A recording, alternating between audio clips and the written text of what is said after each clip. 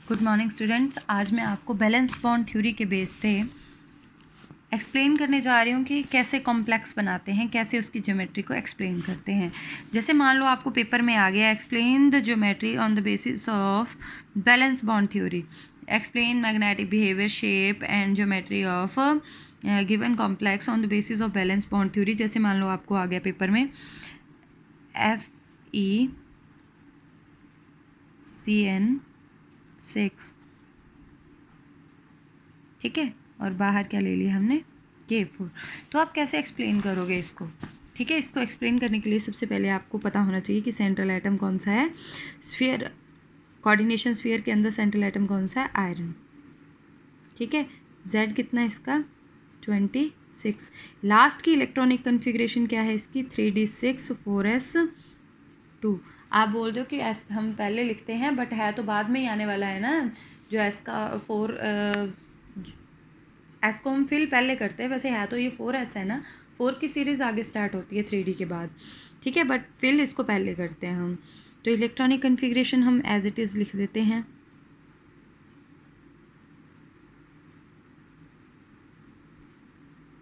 Three D six कर दें, 1 2 3 4 5 और 1 6, और 4 में कितने हैं? 2, और 4 का P जो है वो एज इट इज़ खाली पड़ा हुआ है। ये 4p, ये 4s में 2 इलेक्ट्रॉन, ये 3d। ये आयरन एज इट इज़ है, ठीक है। अब आयरन की ऑक्सीडेशन स्टेट निकालने, जिसकी निकालनी होती है उसको x मान लेते हैं। साइनाइड की -1 होती है और K की +1 होती है। तो क्या लिखेंगे? +1 × 4, क्योंकि K कितने 4, प्लस x, ठीक है, -6, क्योंकि -1 × 6 = -6। तो क्या आ जाएगा? +4 + x + 6x, सॉरी यहाँ पे माइनस है, कितना आ जाएगा? -2। तो x कितना आ गया? +2। मतलब जो आयरन है उसने अब आगे जाके जब कॉम्प्लेक्स बनाना है तो उसकी ऑक्सीडेशन स्टेट कितनी हो जाएगी? +2। तो ये कितने इलेक्ट्रॉन लूज़ कर देगा बेटा? 2 इलेक्ट्रॉन लूज़ कर देगा। 2 यहाँ से जाएंगे, सबसे S में से लूज़ करेगा सबसे पहले, ठीक है। 2 यहाँ से और 2 ही जाएंगे, तो फिर क्या हो जाएगा? D में 6 ही रहेंगे। 1 2 3 4 5 6, इसका ये खाली हो गया और 3 इसके पास ये रह गए, ठीक है। अब क्या है? अब इसके पास तो भाई 4 ऑर्बिटल है, हमें चाहिए कितने? 6। तो साइनाइड बेटा स्ट्रॉन्ग फील्ड लिगेंड है। साइनाइड जब आयरन के साथ जुड़ता है तो ये क्या कर देता है?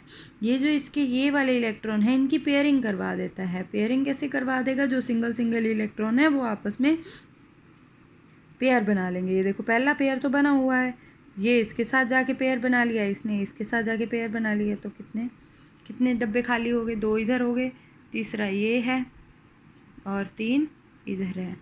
तो कितने हो गए? 3 3 6 हो गए।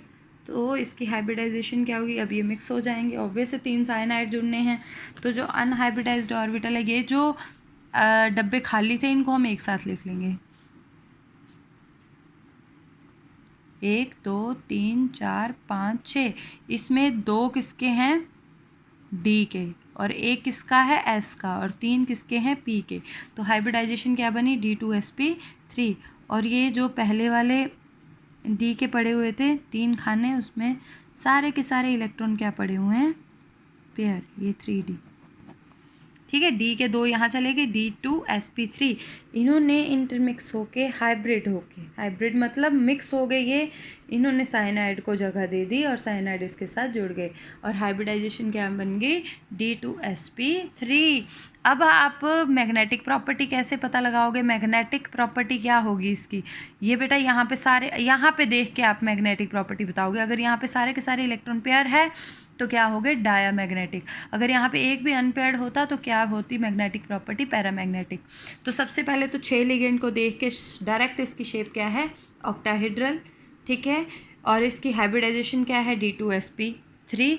और इसकी मैग्नेटिक प्रॉपर्टी क्या है? डायामैग्नेटिक, ठीक है।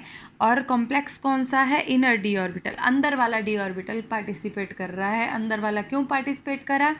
क्योंकि cyanide is a strong field ligand.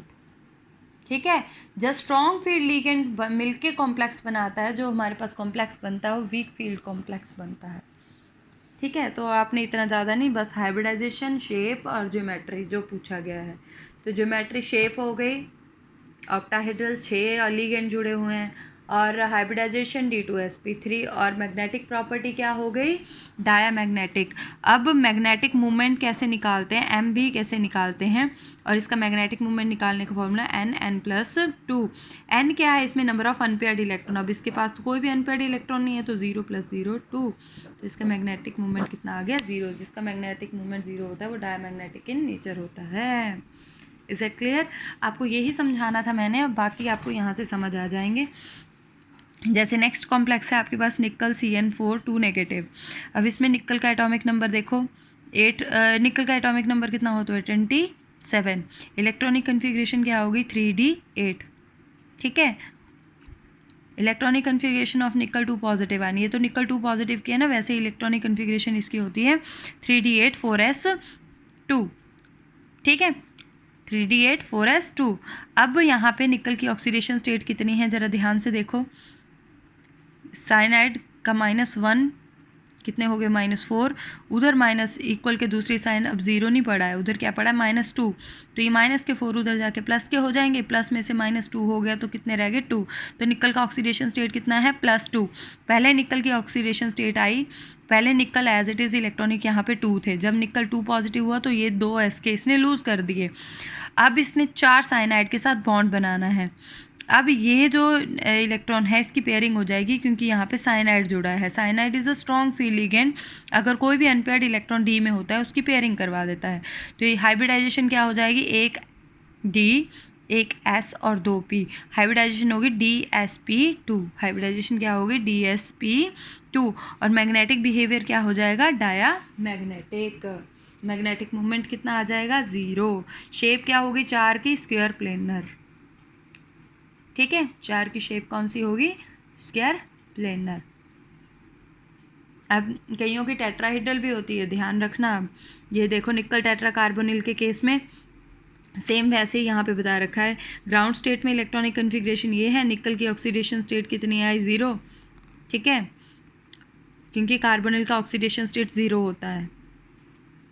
ठीक है, तो निकल की ऑक्सीडेशन स्टेट कुछ भी नहीं है। अब carbonyl is a strong field ligand, तो ये जो 2 इलेक्ट्रॉन S के होते हैं ये यहाँ पे चले जाते हैं, इसकी पेयरिंग करवा देते हैं D में जाके, तो S भी खाली हो गया, P भी खाली हो गया। हाइब्रिडाइजेशन क्या बन गया? sp3। और जिसकी हाइब्रिडाइजेशन sp3 जिसमें D पार्टिसिपेट कर गया, चाहे वो 4 वाले हैं, जिसमें 4 वालों में D आ गया ना, उसकी इलेक्ट्रॉनिक कन्फिग वो क्या हो गई? Square planar. और जिसमें sp3 आ गई वो क्या होगी? टेट्राहेड्रल। ठीक है,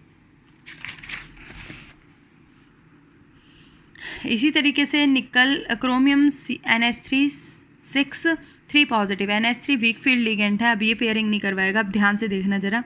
24 इसका इलेक्ट्रॉनिक कन्फिग्रेशन, 3D5 4s1। ठीक है, क्रोमियम ने 3 इलेक्ट्रॉन लूज़ कर दी। क्रोमियम का ऑक्सीडेशन स्टेट यहाँ पे कितना आया? 3। जो चार्ज है वही आ जाएगा, क्योंकि NH3 का ऑक्सीडेशन स्टेट भी 0 होता है। ठीक है, तो ऑब्वियस है +3 चार्ज है, मतलब 3 इलेक्ट्रॉन लूज़ करेगा, एक यहाँ से 2 यहाँ से लूज़ कर दिए, 2 जगह यहाँ खाली होगी। तो हाइब्रिडाइजेशन क्या बन गई? 6 अमोनिया जुड़ने हैं, तो कितनी होगी? D2sp3 hybridisation. और यहाँ पे जो मैग्नेटिक बिहेवियर है वो कैसा है? पैरामैग्नेटिक। ठीक है, और जो मैग्नेटिक मूवमेंट होगा वो क्या हो जाएगा? N की जगह 3 पुट कर देना, जो भी आएगा वो बस अंडर रूट करके छोड़ देना। नेक्स्ट है ये एक में ज़रा आपको आउटर D ऑर्बिटल वाला करवा दूँ, ये सारे इनर D ऑर्बिटल वाली यही देखते हैं। अब ये है बेटा कौन सा? हेक्साफ्लोराइड फ्लोरोकोबाल्ट, हेक्साफ्लोरोकोबाल्ट COF6 का सबसे पहले कोबाल्ट का atomic number 27, electronic configuration 3D7 and 4s2। अब यहाँ पे कोबाल्ट का ऑक्सीडेशन स्टेट फ्लोरीन -1, तो कोबाल्ट का आ गया +3। ठीक है। 3 इलेक्ट्रॉन, 2 यहाँ से लूज़ कर दिए, 1 यहाँ से लूज़ कर दिया।